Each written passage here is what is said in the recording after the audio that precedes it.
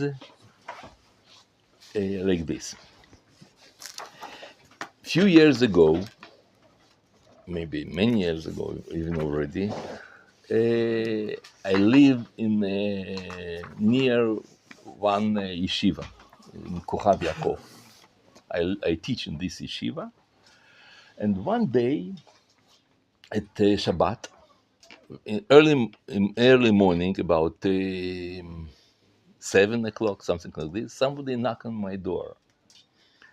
I opened the door. It was a student from this yeshiva, and he told me. I thought that something happened because this was time that all kind of terrorist things, and I was sure something happened because it's not regular that students come to Rabbi in Shabbat in 7 o'clock in the morning and knock on the door. So I asked him, something happened? He says, yes. What? He says, I slept in this night and I have a dream that somebody, some like an angel, asked me in my dream, how do you know that God exists? And second question, how do you know that he gave you a Torah? The Torah is the truth.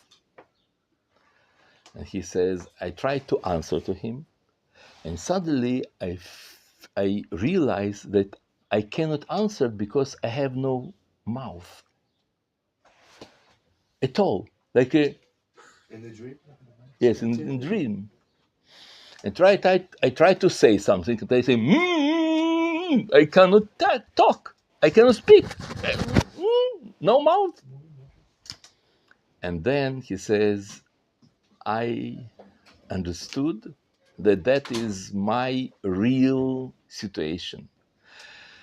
I believe in God. I pray 3 times a day. I commit all mitzvot, but I cannot explain to somebody, how do you know that God exists? I believe, but I cannot prove. I'm not sure. I don't know. And how do you know that what Torah was given from Sinai, from Hashem? Maybe someone wrote it. How do you know? And he says, and I couldn't come back to sleep, and I was awake from 2 o'clock at night, and I wait until this 7 o'clock, and I have to ask you, because if you won't answer to me, I don't know, I can continue to keep mitzvot, to be religious. For me, it's terrible. I have to have an answer.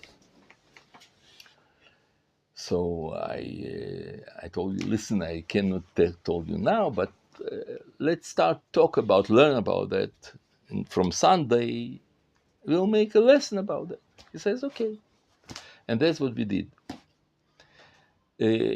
I start like a course of lectures in idea to answer to those 2 questions. And after this, they came few students, and we learned together. And after this year that we learned about that, I took all my lessons and I make it from this book. And this book was very popular in Israel. They in Hebrew, they sold 10,000 copies. In 2 years, it's a lot in proportions of Israel. And it was very popular, translated few languages, and now it's translated in English. So I want to tell you 2 main ideas of this book. I mean, 2 main things. How to answer to this question. And we talk about that previous years, few times, but now it's like we'll do it short. So, what's the answer? How do we know that God exists? I start to answer to this question without Judaism, but only philosophy. I don't want to explain all that based on Jewish sources, because if it's Jewish sources, you always can say, okay, you are like you want to convince us.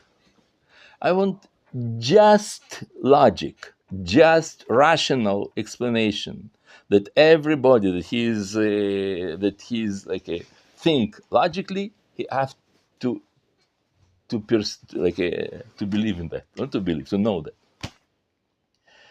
So what's the proof? Proof is very, very simple. I start from René Descartes, the French, Holland philosopher, 500 years ago approximately, he lived, that he says a very simple thing. You probably know his famous expression, if I'm thinks, it means that I am exist. You remember that, you know, cogito ergo sum. Yeah? It's in cogito ergo sum. It means in Latin. It's an expression in Latin. He start like he make revolution in all philosophy. What's his revolution was? He says, I don't want to believe to anything. No, I don't accept nothing. Just knowledge. And everybody have to be doubt of everything. For example, you have to be doubt, not sure that you exist. How do you know that you exist? Maybe what everything that I feel now, it is my dream. How do I know? And then he came to conclusion. He says, there is somebody that dreamed this dream, somebody that feel that, somebody that think that he is thinking. Mm-hmm. So who is it? It's me. Me, it's not my body, but somebody knows, and that is me. This is proof of my existence. Second question was, how do you know that the God exists? He says, our world is, there is an order, and it's impossible to make order without conscious, without knowledge. Does not exist in the world order that without that it should be somebody that ordered this order. There is no such a thing, order by itself. Check it. You can throw 20 stones in the air, and they will always fall down in without order. I mean, what does it mean without order? Unpredictable. And it means that it's not order. And what is order? When I can predict where it will fall down. There is some constant repetition. I say repetition, right? For example, if I say 2, 4, 6, 8, 10, 14, what it was missed? 12. Everybody knows. How do I know? Maybe 35? No. Why? Because I see there is no order. And simple order, like a 2 or 3 things, it can be by accident. But with a lot of components, it's impossible to make order. And that is general, like in simple words. Second law of thermodynamics, it calls entropy. Probably you've heard about that 1,000 times. You know it's without me very well, right? You know what it is, entropy. Entropy, no? Entropy. Entropy, it means that each each order always will go to disorder, and it's never can be opposite. And that is second law of physics, the thermodynamics in physics. And that's it. We see the world. There is an order here. It means that that somebody did it. Who is somebody? God, a lot of gods, or somebody that comes from ET, from another planets. I don't know, but there is somebody X that can make order, constant order, not just order. That order that repeats himself each time. All the time it comes this order, and this order is everywhere and always. That can make only somebody that he has conscious. Who it is, call it nature, God, Karl Marx, I don't know, it's in names. It have to be that he has the power to be every place, everywhere, always, and he make it this order. And he has ability to do this order.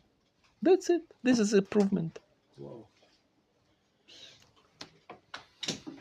Somebody wanted to ask some questions. Somebody who wanted to say something. What? You want to ask a question? No? Okay. How we can get the book? What? Pardon? How we can get the book? This good book cost 100 shekel, and I have a lot of books I can give you how much you want. And you can also invite from through the Machon Meir. And if you have no money, you can make it beat and all kind of things like this.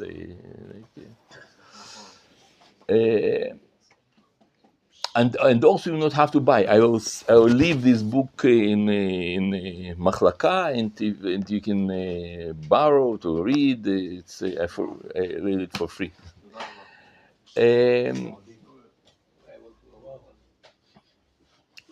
Now, this is a simple improvement, but it's simple to say.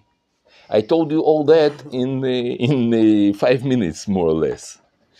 But in order to prove everything that I said, I did a lot of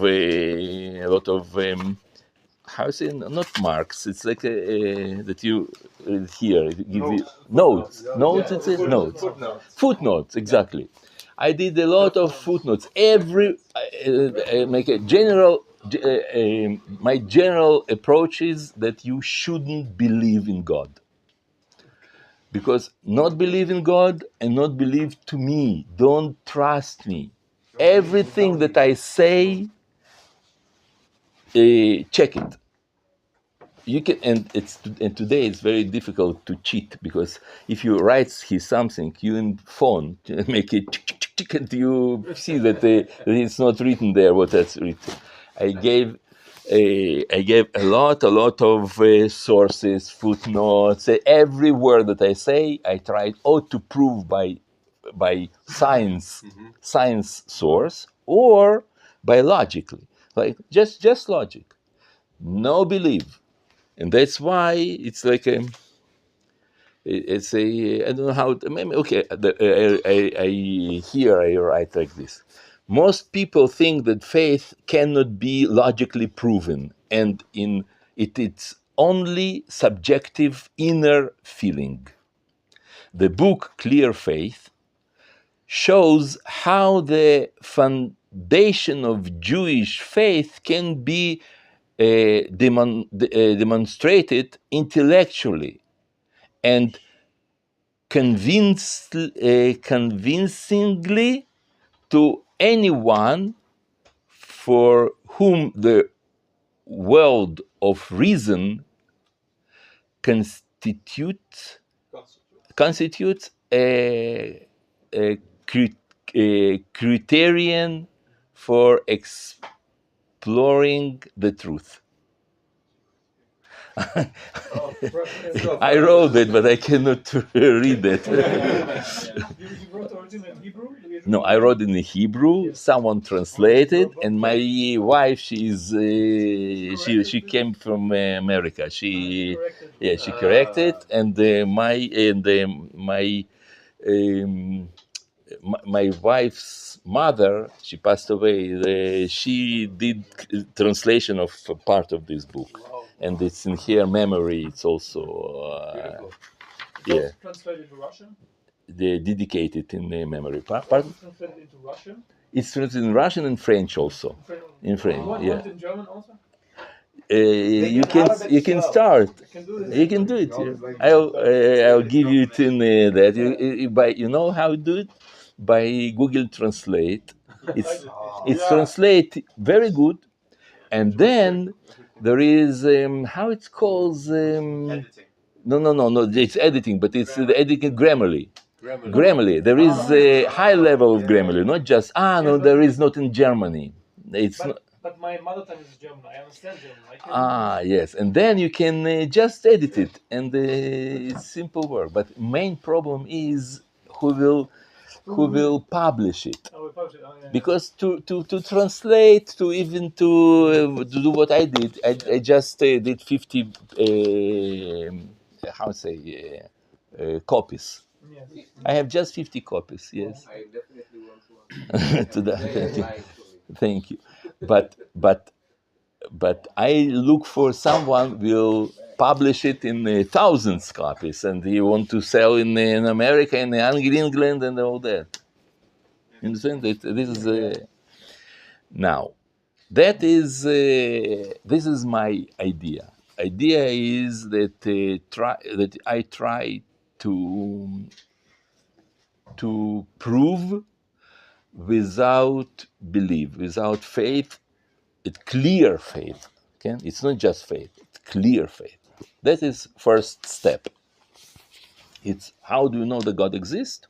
It's logic. I want to tell you something else. And I have PhD in sociology of science, and I teach in university and all kinds of things. Many years I work in that and this. I know very, very well all these science things in that. And I want to tell you that it's like what I say. It's very simple. It looks like very simple, very, very, very simple. But during about 500 years since Immanuel Kant, Ymach Shmo, he was anti-Semitic. That's why I say Ymach Shmo. He and after him, Karl Marx, Friedrich Engels, and Nietzsche, I know 1,000 other people that they were atheists. They try to show why what I said before it's not true. And I also learn science atheist and the anti-religion propaganda in Russia. When I was in Russia in university, that's what I learned. It's every. And I want to tell you that they have 1,000 things how to destroy any provement of God existence. They are ontological provement, they cosmological provement, and Kant did that. He has a book, Bikoret Tvuna Tehora. It's criticism of pure. You've heard this book, Criticism of Pure Science. I don't know. Okay, no, doesn't matter. He tried to destroy any provement of God existence. And he succeeded to do any provement except of one. This provement that I told you now. And if you talk with any Richard Dawkins and the others, atheists, just ask them one question. Who did this order? And they'll always tell you it comes by itself. And it's against logic and against second law of thermodynamics. It's impossible. There is nothing that comes by itself, any order. And that's it. Occam's razor. Pardon? Occam's razor. Good. Oh, sorry, Occam's razor. The simplest. You're supposed to take the simplest hypothesis when there's multiple hypotheses that could apply, and that would seem to be that God had created it, as opposed to why would it randomly happen? That's what I tell. It is Yeah. There is no such a thing, random order. Mm-hmm. It's against of logic. And that's it. It's very simple. All your argument and when you talk about with other people about there is a God, not a God, all that it's usually comes why religious Jew doesn't serve an army, or why they go with black hat, or all kind of things. There is never, almost never, comes to this simple question: who did this order? And how this order keep going further. And they usually say it's a law. Nature. What does it mean, law? Where this law lives? Think about law. Law can do something. How much law weight? No, it's some power. It's somebody law that did this order. Instant, it's mystification of science, and that what does it mean mystification? It's to give some superpower to something that doesn't exist. For example, law. Law, it's not. There is no such a thing. Law. What does it mean law? It means that there is some events in nature that they keep coming in the same constantly. This is the law. Law cannot cause something. Law can only explain something. It cannot create something. Okay, what did you want to say before? So the second law of thermodynamics. It's just explanation. No. What is it? The entropy and I'll tell you. Second law of thermodynamics says like this: if you have hot tea, in a half an hour, it will be cold, and it will never happen opposite. You have cold tea, suddenly it became hot. It's only one direction, from order to disorder, from a lot of energy to small energy. It's always one direction, never back. Or not changing, I believe, if I recall correctly. The second law of thermodynamics would be that it either decreases or it does not increase. But it doesn't have to decrease. It could It's always decrease. Stay the same, and that's within the law as well. There is no such a thing to say the same. It's always go to the simplest and more simply. Just a moment. And this stable thing, what you say, it's only in minus 273.15 zero. Okay? This is the temperature. It's 0 Kelvin. It's not a Kelvin, it says Celsius. Yeah. What did you say again? So, but there's a law that the amount of energy in the universe doesn't increase or decrease. It's just about the concentration of energy in a certain place, as you said. So it goes in that direction. That's what you mean? Yes. Okay. Okay, so you can you have you check it immediately by in okay, you understand what I said until now, right? Okay. Now, how do we know that God gave us a Torah? We say, "Oh, we believe." Okay, believe, and the Christian also believe, and the Muslims, and the Buddhists, and all of them believe. Who say that your belief, your faith is better than his faith, that he believe opposite what you say? Who says that? Why you should believe? If you believe, you are naive. It's your in Judaism, it's not ideal to believe. All religions in the world based on that you have to trust. Talking about blind faith. Yes, exactly. We don't believe in blind faith. We against of blind faith. I'll tell you, not just we don't believe, we struggle against of that. Why? Look at all those books that it calls Gemara, the Talmud, and all that. They always ask questions. What Gemara did? What the content of Gemara? It's a questions about faith and about mitzvot, about that. And one of the main question in Gemara, it's how do you know? Minayin ani mili in Aramaic. How do you know what to say? We always ask.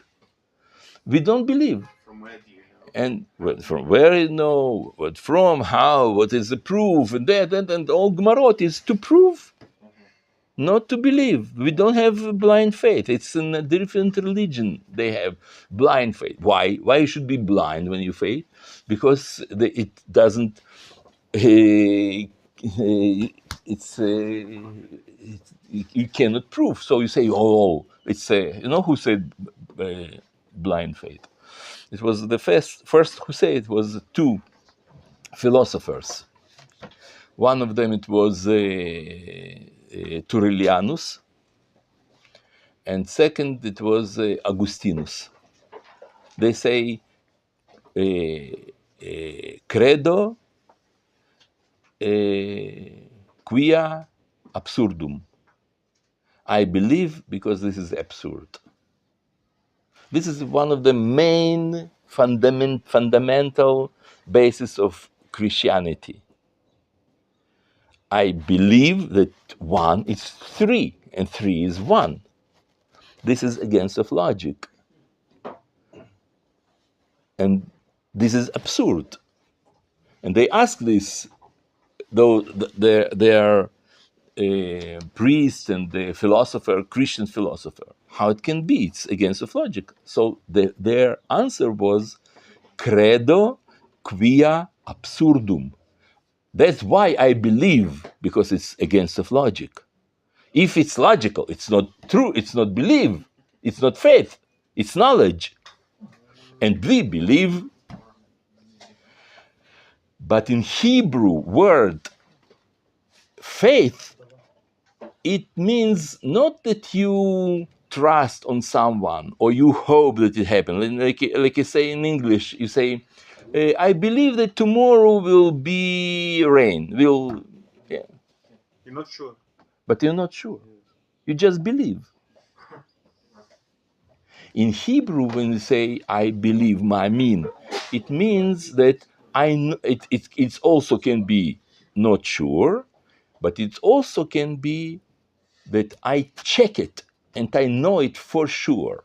For example, there is a famous verse in Torah when Yosef said to his brothers, you are spies. They say, no, we are not spies.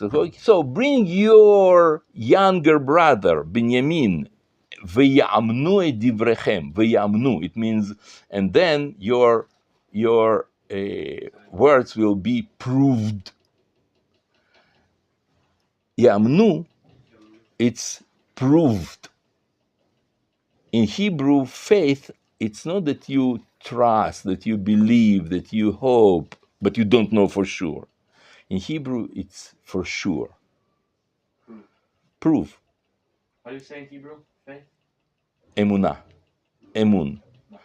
הביאו את אחיכם הקטון ויאמנו את דבריכם. And bring your younger brother, and then what you say, it will be proved. Proved, it's יאמנו, דבריכם. That's why in Judaism, we don't believe. We know. We want our faith to be clear, a clear faith. Yes, yes. Emunah brura. But someone, it was funny, like last Shabbos, someone also told me like the word belief is very wrong translation of emunah, because emunah is more like also like you have the awareness of Hashem, and it's much deeper. But they say like most of the English words also are rooted in the Christian mindset, and we don't have to. We must not use these words. Yes, exactly. And just a moment, and that's why you pay attention that we have book, for example, Kuzari. What Kuzari says, Kuzari check. How do you know that there is God? This is all the time. All those are books. They ask questions, and that's why all this book also is built like a conversation of students with Rabbi. They ask him difficult questions. Each student, there are 4 students, different types of people. They ask difficult question, and Rabbi answer to them all the time. This is the all the book like this.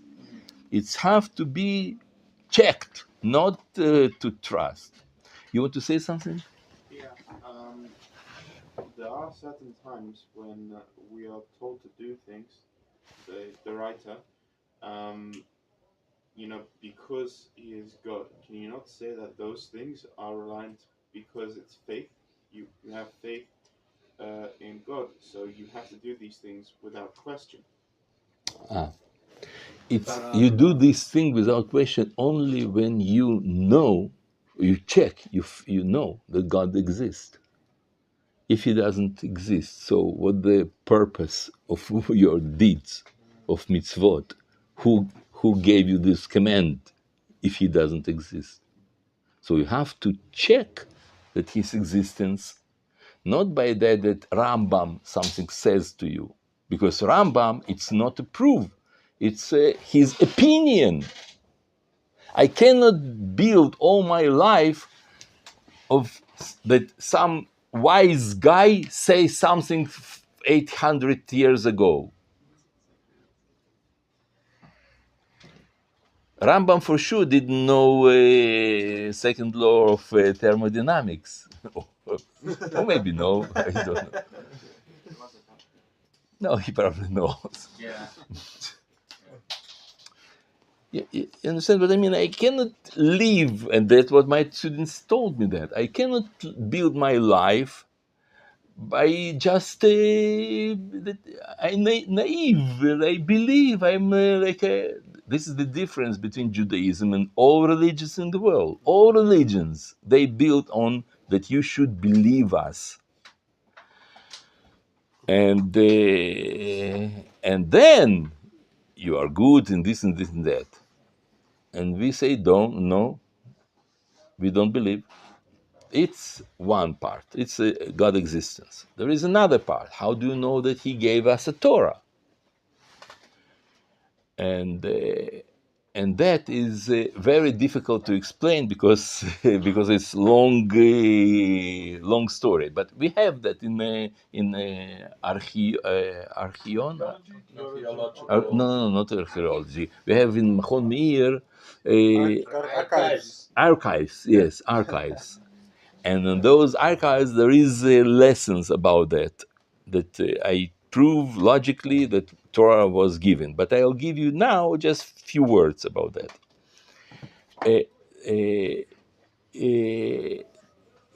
Logically, we can prove that was Mamad Ar Sinai, not only because old generation told us that is true, and that's why we trust or we believe to my father, my grandfather, and all. Because, okay, with all my respect to my grandfather, I don't want to live to build my life of something that he said to me, that he got Torah. He was in mountain of Sinai, and he said to one generation, to another generation, this and that. Maybe someone did mistake.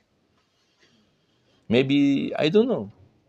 I don't want to believe with to rely of somebody else. I want to see by my eyes, my brain, I want to know. So how can I know the Torah is true? Very simple. in Torah written a lot of prophecies. That those prophecies they became true today in our life. Just a moment. Just a moment. It comes true in our life, and those prophecies. It's not that like a prophecy that I tell you that in some 50 years it will be war between China and Russia, or between China and America. This is not prophecy. It's a guess. You guess. Right. Yeah. Maybe it will be, maybe it's not. But really, if it will be this war, it's very expected that it will happen. It's not such a great revolutionary idea. Yes, there are a lot of chances that that's what will be. But I want to find those kind of prophecies that they are unexpected, absolutely. And how do you know that it's something unexpected? If there is nothing that look like in history. For example, the Jewish nation will go to exile and they will go back to their country, and they will build this country again. This is absolutely unexpected. Why? Because it's never happened in history. And that it's written in Torah. Jewish will go to exile, and they'll go back to their country, and they'll rebuild it again and better and higher level than it was before. And that happened. I believe that it happened? No, I don't believe to no one. I just open the book, I read that it's written here, I look around me, I see Machon Meir, I see you sitting here, and it's written the Jews will come from all the world. And I see he's from Germany, he's from Russia, he's from Ethiopia, he's from Africa, here I'm from... So it's, I believe in that. I trust to that will happen. No, it happened, so you know it's true. I inside. Yeah. And I gave you just one. And there are a lot of prophecies like this. I gave you just one small. And it's not some book that I find in some behind some old ancient library in some underground, or it was in India 10,000 years ago. How do I know that it's written there?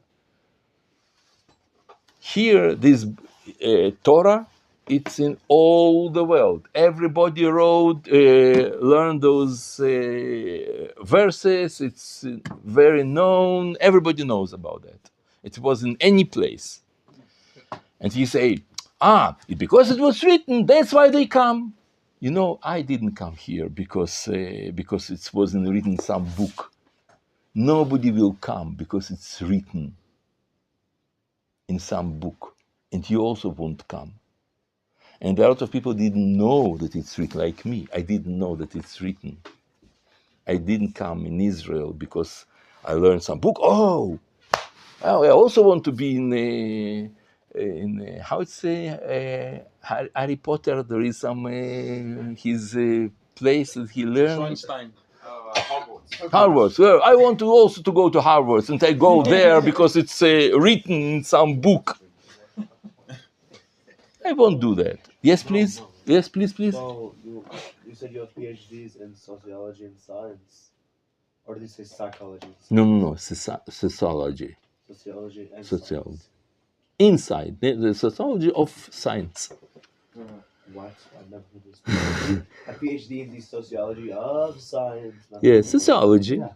And in sociology, there are a lot of fields like education, art, science, like in philosophy. There is philosophy or psychology. Sure. There is PhD sociology professor. yes. It's also written here. It's my. You can believe, yeah, you can believe because it's written here. בסדר, you understand? בעזרת השם. You were professor at some point. In the University of Tel Aviv, University of Haifa, and all kind of. I just wanted to know what is it. You from Chabad? No, I'm a cook. Cook. I'm cooked already. תודה רבה.